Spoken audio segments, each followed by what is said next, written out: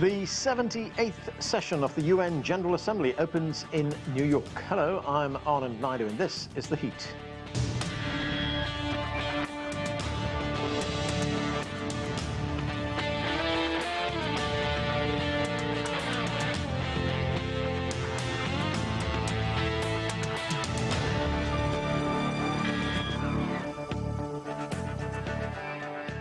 The annual session of the UN General Assembly, also known as UNGA, officially got underway Tuesday at the United Nations headquarters in New York.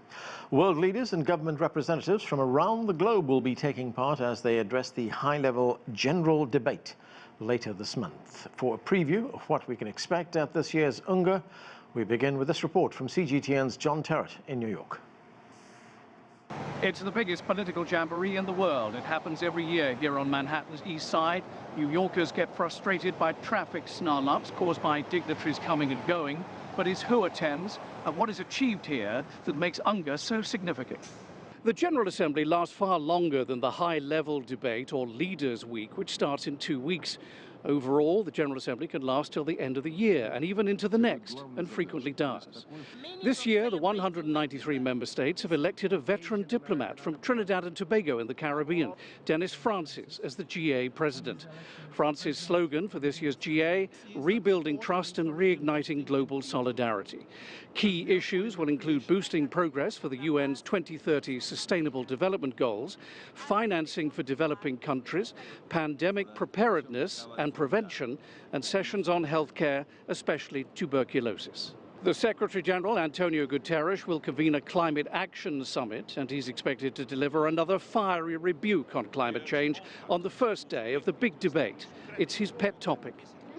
Meanwhile, the Security Council, the world body responsible for peace and security, will meet on several occasions during this year's GA, as it always does, especially during Leaders' Week, when the big names are in town. It's likely its sessions will be dominated once again by Ukraine. John Terrett, CGTN, United Nations in New York. For more now, let's get to our panel. Joining me is Kingsley Moghalu. He is a former Deputy Governor of the Central Bank of Nigeria. Also joining the discussion in Washington is Anton Fedyashin. He is a Professor of History at American University. And Sourabh Gupta, a Senior Asia-Pacific Policy Specialist at the Institute for China-America Studies, is also with us. Welcome to all of you to the show. Anton, let me start with you. This year's General Assembly is taking place as the world continues to deal with several major issues. There's several major flashpoints around the world as well. We've got the conflict in Ukraine, tensions in West and Central Africa. There's been 2 coups there recently, continuing tensions and violence in the Middle East, food insecurity, and of course the ongoing climate crisis and all that brings, droughts, flooding, climate refugees. What are your expectations from this year's UNGA? A lot of rhetorical fireworks, a lot of promises, an enormous amount of well-meaning, well-intentioned gestures, and then back to reality, which unfortunately means back to vital national interests and very little in terms of results. In general, Anand, I'm getting the feeling that the United Nations is mattering less and less. The Security Council certainly has the legal authority to authorize interventions, to put its stamp on treaties. But as we've seen over the past 20 years, we've had plenty of interventions that have not enjoyed Security Council authorization. We've had treaties such as the Minsk II agreement, just to name the one that's most sort of current today, that was authorized by the UN Security Council and therefore had the stature of international law and was ignored, and so on and so forth. So every year we get together and we discuss what's going to happen at the UN, and every year, unfortunately, I at least walk away disappointed. It looks like regional organizations such as NATO, such as the SCO, such as BRICS, are really the places, the venues where things actually happen and decisions are taken that actually have an impact on the world, for better or for worse. Right now, Anton, we can expect criticism of Russia over the conflict in Ukraine at this year's UN General Assembly, and that criticism will come from Western nations led by the United States. How do you see Russia countering this? Well, I think we're going to see the same criticism that we've been hearing for 18 months from the West. There'll be nothing new. We'll hear the same responses from Russia about the fact that the Minsk II agreement was a diplomatic way to settle this conflict, but none of the signatory sides ended up fulfilling their obligations, including France and Germany. Will go through the whole cycle of mutual accusations. And no one will actually focus on what the UN is supposed to focus on, which is a diplomatic solution to the crisis. So for now, it looks like this will have to be decided on the battlefield. Kingsley, great to see you again. Let's focus on Africa for a moment. We've seen two coups there recently, two coups that one of which we've been talking about here, right here on the show. That's the coup in Niger. And then, of course, we had the coup in Gabon as well.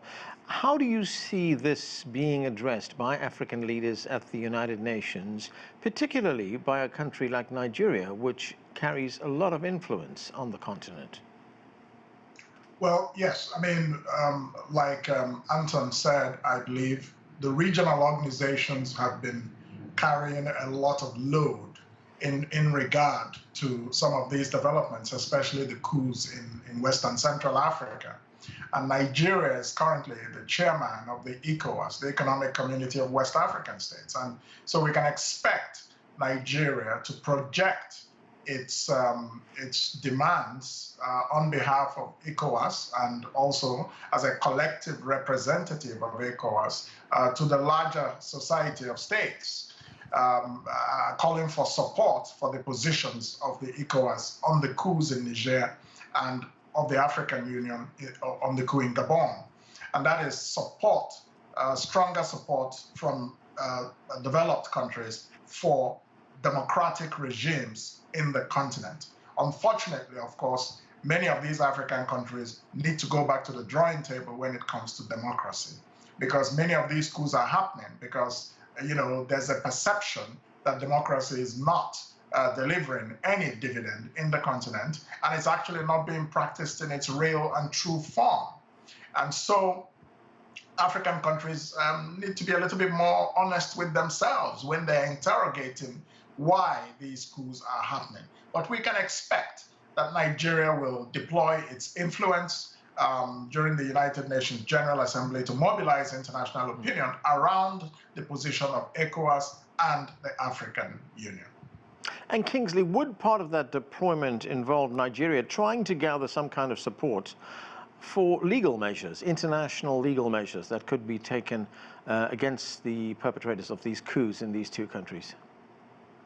Yes, that will certainly be part of their arsenal. Nigeria itself has imposed sanctions on Niger, and I am sure they will be looking for much more muscular, support from Western countries, Asia, against the coups. But you see, let's go a little bit beyond the coups, and perhaps I might talk about the issue that is the theme of the UN General Assembly for 2023, the official theme, which is progress towards the 2030 declaration, which is the Sustainable Development Goals that are supposed to eradicate poverty, eradicate hunger, create better health outcomes for developing countries, fight climate change, and promote gender equality. So the main purpose of the 2023 General Assembly is to review progress on this. And so we can expect that countries are going to have to take a hard look at themselves, give themselves a bit of a beating, because many of these goals, progress on many of these goals is not very good at all. And there are several reasons for this, one of which is that weak governance systems in developing countries themselves, in Africa, in some parts of Asia, Latin America, and so on, have prevented the achievement of these goals. Another problem is that the goals themselves are not domesticated. They're not seen by the people in developing countries as coming from inside them. And therefore, they are not as educated or have as much ownership as they should to enforce accountability for development outcomes. So these are some of the issues that we can see on display at the General Assembly. Right, Sourabh, good to see you as well. The theme of the general debate, as it's known this year, is rebuilding trust and reigniting global solidarity. I mean, given all that is happening in the world right now, if we look at the polarization in the world, I mean, we have NATO and its Asian allies on the one side, and then we basically have the rest of the world on the other side. There's a lot of division right now. I mean, looking at that theme, rebuilding trust, reigniting global solidarity, it does seem like a pretty lofty challenge, doesn't it? How do you see it? Yes, it is, of course. Indeed, it is a bit of a stretch. These are not great times in global multilateralism, and so it's always going to be a difficult lift. What I would say is that this year's General Assembly and even thereafter the leaders' meeting, it's happening. I think that most of the previous meetings had happened during COVID time, during the phase when COVID was there, and so they happened virtually or in a hybrid format. I'm expecting this will be a full in-person meeting. That itself is an opportunity to talk, to press the flesh, to create a bit of trust. And we've seen, I mean, global politics in some regards has leavened a bit. Of course, we have the Ukraine-Russia war and all the divisions, but it has leavened a little bit when people actually get together. And so that creates a little bit of an opportunity.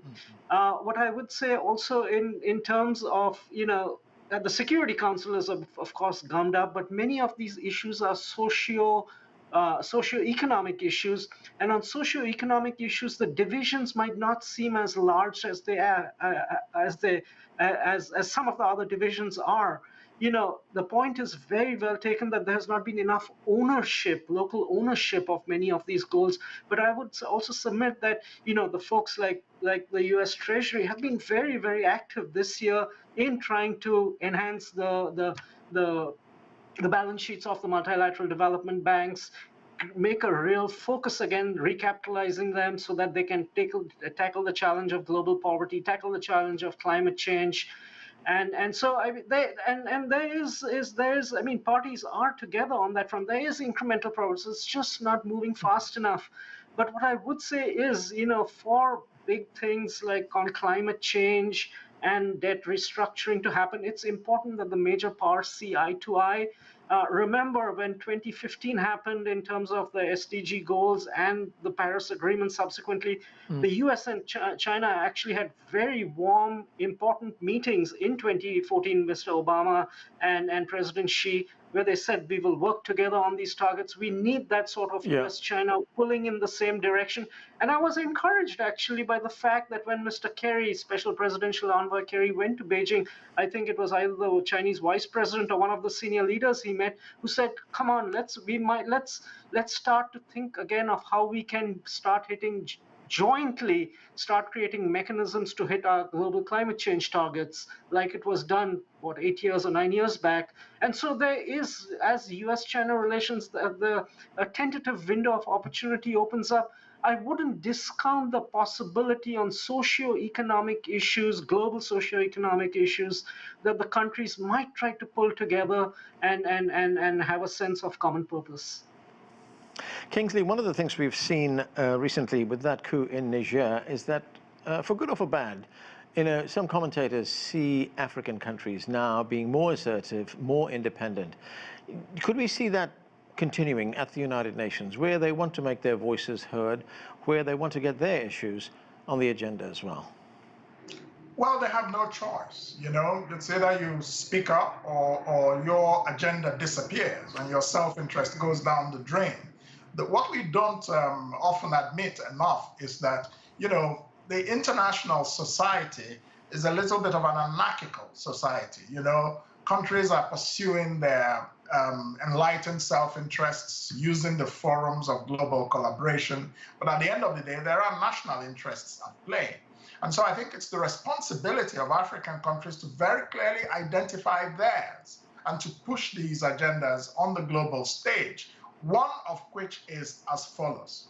Many of the developed countries, with all due respect to the efforts that some of them have made, are not always very forthcoming with keeping up pledges of international financing.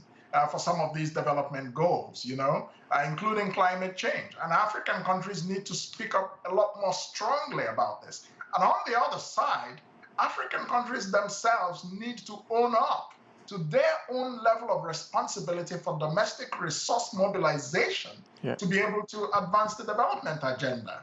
And if they fail to do so, can they continue to blame other countries, for the lives of not improving the lives of their citizens in their countries? At the end of the day, all politics is local.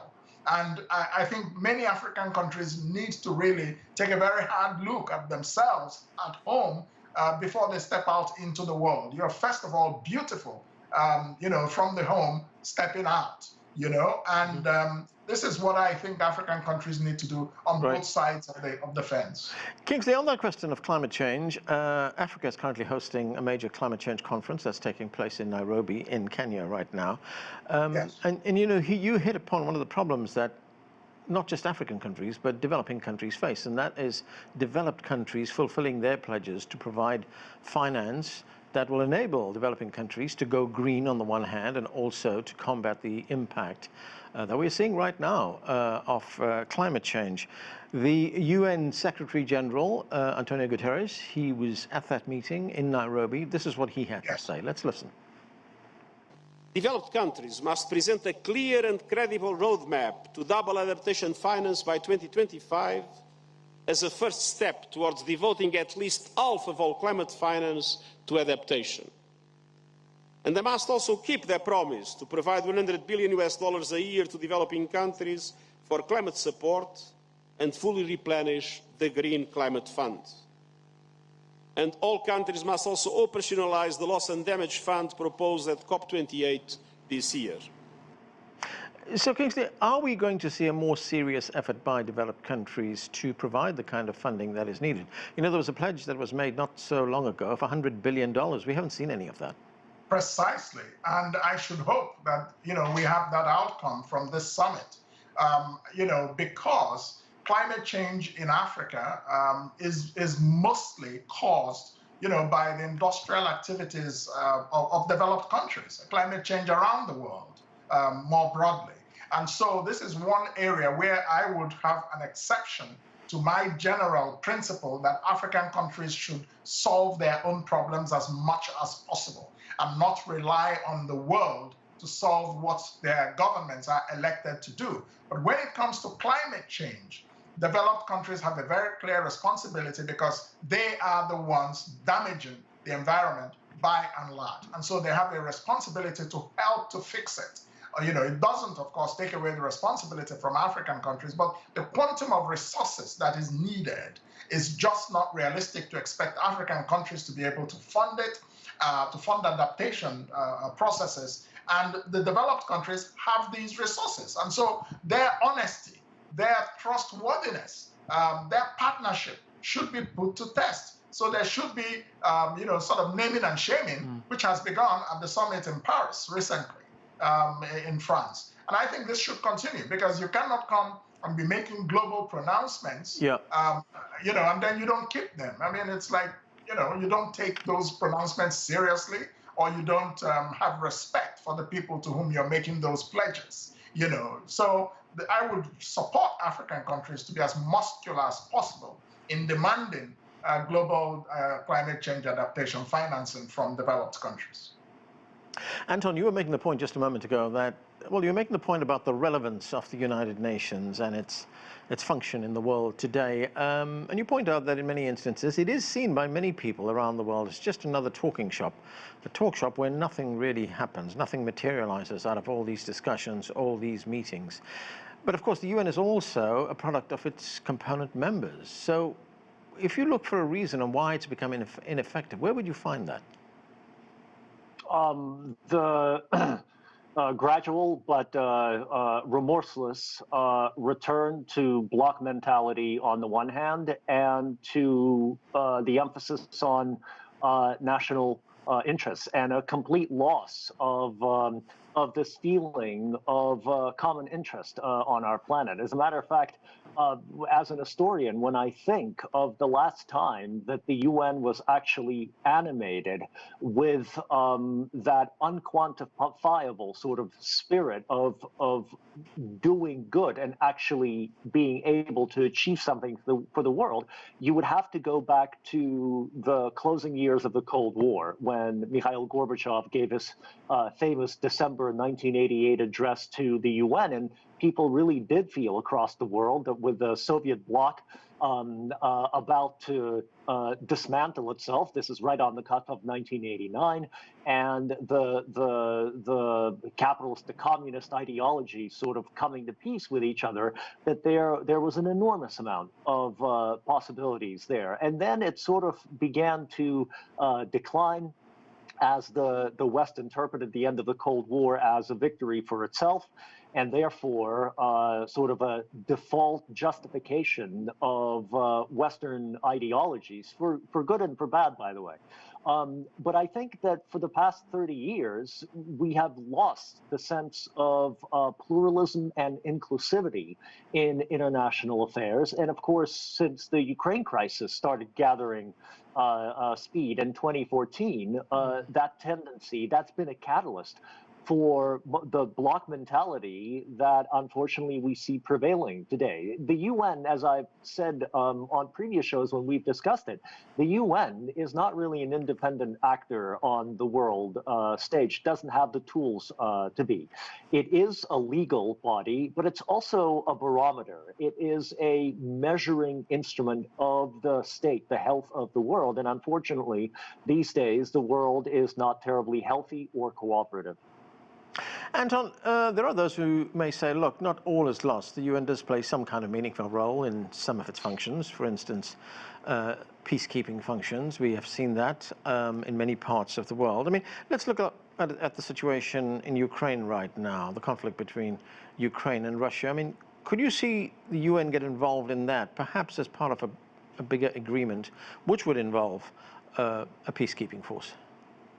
Yes, I could, but that would take a very difficult decision to be made in Kiev, first and foremost, but also, of course, in Washington and Brussels, because they've placed so much existential importance there. It would actually be in Russia's interests to bring in UN peacekeepers, except exactly where they would be placed on the contact line of a frozen conflict, or sort of more widely on Ukrainian territory. That would have to be discussed. This is definitely a possibility. Unfortunately, the Ukrainians and the West, NATO specifically, will see this as essentially the legitimation of Russian actions. And so although this would be a welcome development, I don't really realistically see it being implemented.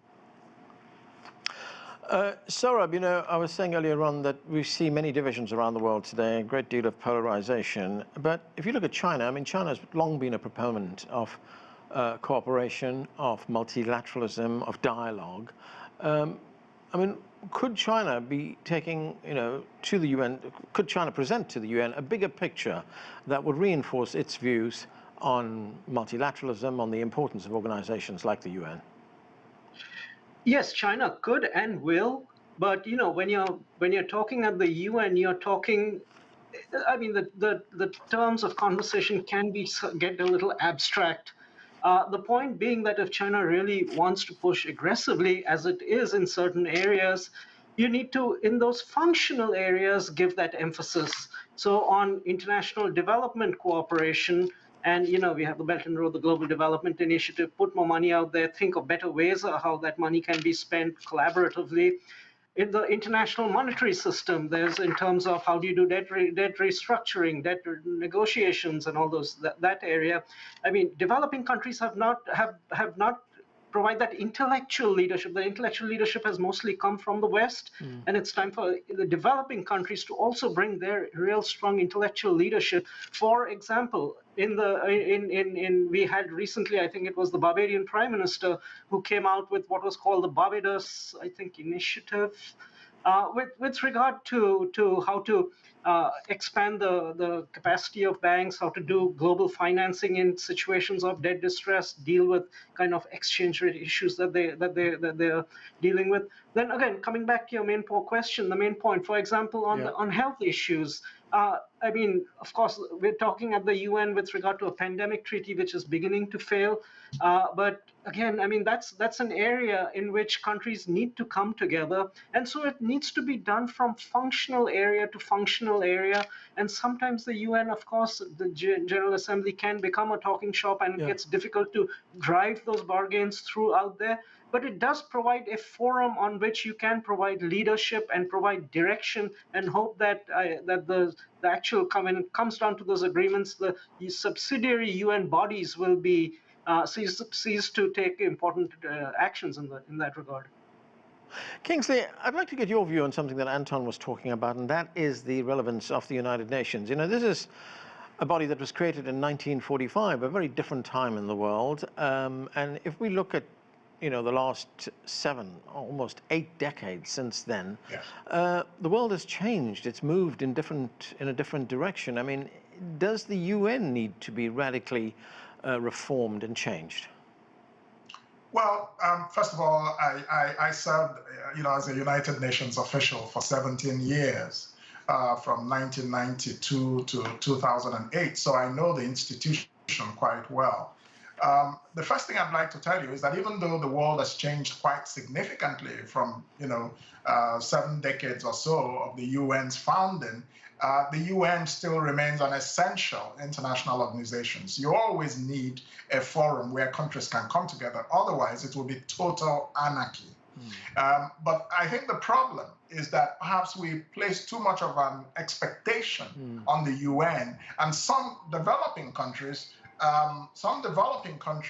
then allow that to take away their own responsibility to their own people, because they're looking up to some aspirational international community, and not realizing that what you have in reality is an international society of self-interested states. And at the end of the day, you know, the biggest responsibility for the welfare of the peoples of their countries lies with those people and their own governments. It does not lie in New York. But, you know, we can collaborate across problems that have no passports and cross borders, like tuberculosis, you know, especially global pandemics. You always need an international collaboration. I'm afraid we are going to have to leave it there. I'm sorry to interrupt you, but we have run out of time. Thank you to all of you for being with us. That's it for this edition of The Heat. Thank you.